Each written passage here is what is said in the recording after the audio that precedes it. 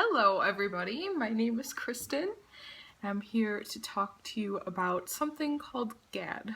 Some people have probably heard of this, but I know a lot of people who are like, they think of word GAD and they think of like getting sick or something, but this is not what this is. So I wanted to give a little bit of information on GAD before I get more in depth, I guess, like kind of a general definition that I'm just gonna look up. Alright, so I'm just going to share this definition from ADAA.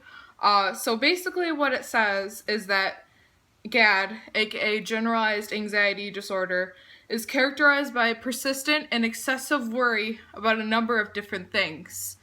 It also goes on to say stuff like, people with GAD may anticipate disaster, might be overly concerned about money, health, family, work, or other issues. So there's kind of a lot of things that are misunderstood about GAD. A lot of people think that it's just regular anxiety and that's just a way that people call their anxiety, but really it's much deeper than that, I would say. It's not like you're going in for a test and the minute before you take it you're very anxious.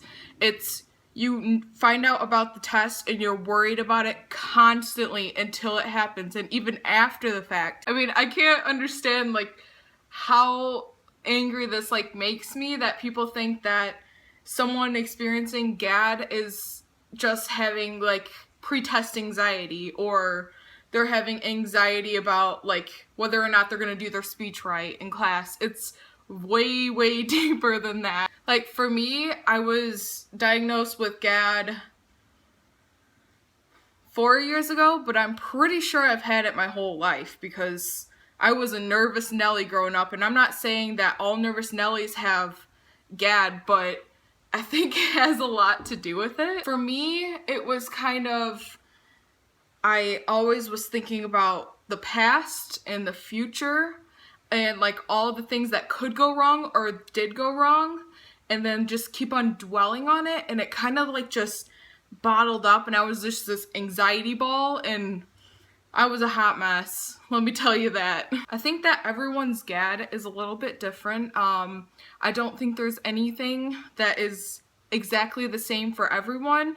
Now, a lot of people say that it stems from childhood, or it can stem from a very significant event that just wasn't good. For me, I think that I literally was just born with it, if that makes sense. I don't think it manifested from anything. It just kind of was there. I was a generally shy child, I think, and kind of slow to warm up is what they consider that. So if you don't know what a slow to warm up child is, it usually just means that change and new people and everything really tend to freak the child out, and they feel very uncomfortable in new situations, around new people, social events. In high school, it kind of really escalated for me.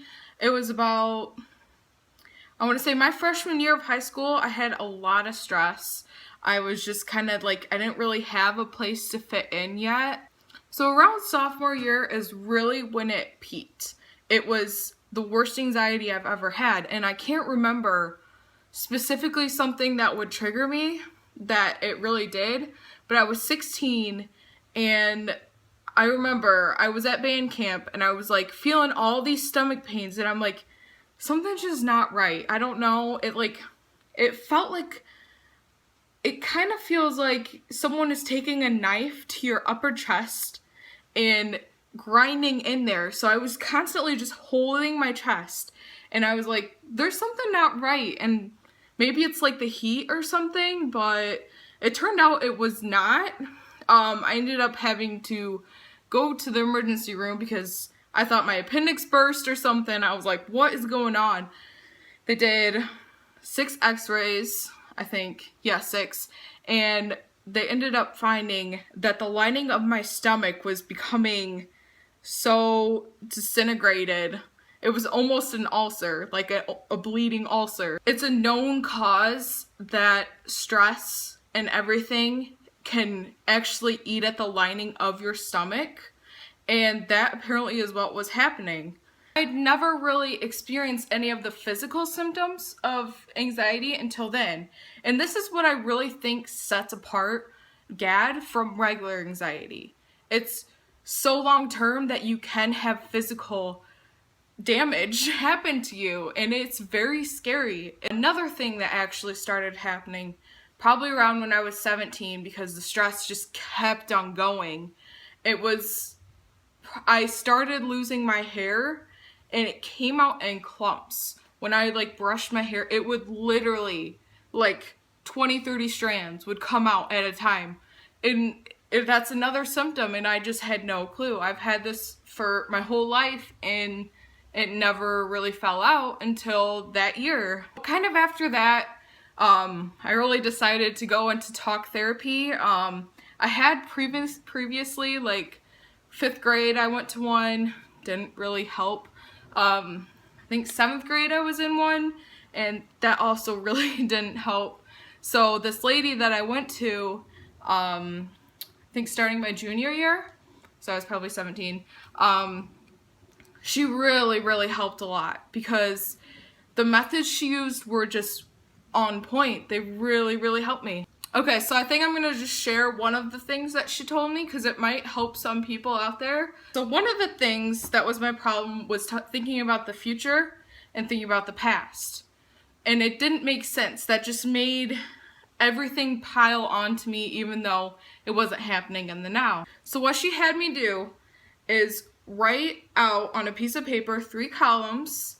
In the first column, she put past. In the center, now.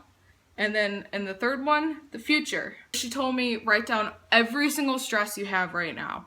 So sure enough, I wrote every single stress down. There was probably like 30 of them. I'm not even exaggerating. So I look at it, and I noticed all of it. And she's like, do you realize what this means? I'm like, no, I have no clue. She's like, look closer. Look how you have literally one of them in the now and the rest are in the future or already in the past. And I'm like, holy crap, you're right. She was like, this is what you need to do. You need to push the past, push the future out of the way. Focus on the now. Because if you don't focus on the now, you're going to be worrying about what happened yesterday. You're going to be worried about what's going to happen in the future. And you're going to just go tumbling down. It's just a never-ending cycle. And that was a real, like, mind-blowing moment for me, because that's like, there was nothing in the now. And so if I'm not worrying about anything now, I can't control the future. I can't control what happened in the past. So might as well focus on what's going on right now. Even though I can really take my anxiety and my stresses and categorize them, it definitely does get away from me still.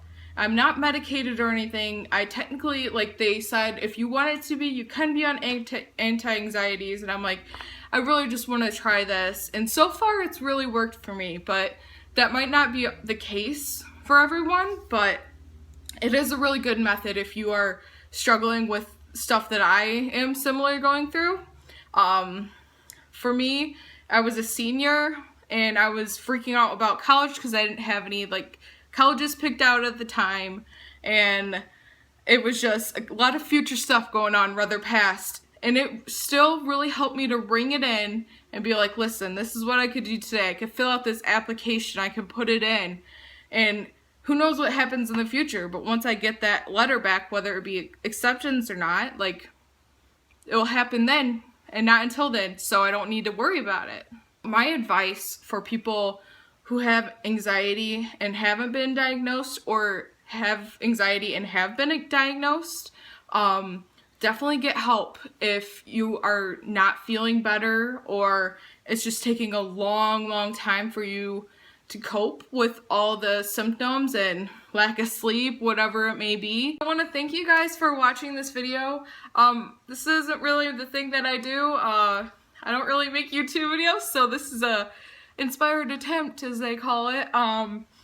But hopefully some people learned some things, and I hope you guys have a great day.